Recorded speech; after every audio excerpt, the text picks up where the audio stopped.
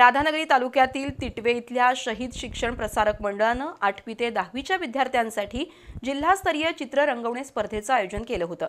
ही स्पर्धा 2 टप्प्यात घेण्यात आली। या स्पर्धेमध्ये कोल्हापूर जिल्ह्यातील 2000 विद्यार्थ्यांनी सहभाग घेतला होता। त्यापैकी 200 विद्यार्थ्यांची अंतिम फेरीसाठी निवड झाली होती। राधानगरी तालुक्यातील तिटवे इथल्या शहीद शिक्षण प्रसारक मंडळानं 8वी ते 10वीच्या विद्यार्थ्यांसाठी जिल्हास्तरीय चित्र रंगवणे स्पर्धेचं आयोजन केलं होतं। स्पर्धेत मुरगुडमधील शिवराज विद्यालयाच्या शुभम संपत लोहारनं प्रथम क्रमांक पटकावला। तारळे इथल्या न्यू हायस्कूलच्या विनायक गोरखनाथ कुंभार यानं द्वितीय, तर कासारवाडीच्या शाहू कुमार भवन शाळेतील सृष्टी सुनील वारके हिनं तृतीय क्रमांक मिळवला। यासोबतच उत्तेजनार्थ 20 पारितोषिकं देण्यात येणार आहेत। प्रत्येक सहभागी विद्यार्थ्याला प्रमाणपत्र आणि स्मृतिचिन्ह देण्यात येणार आहे।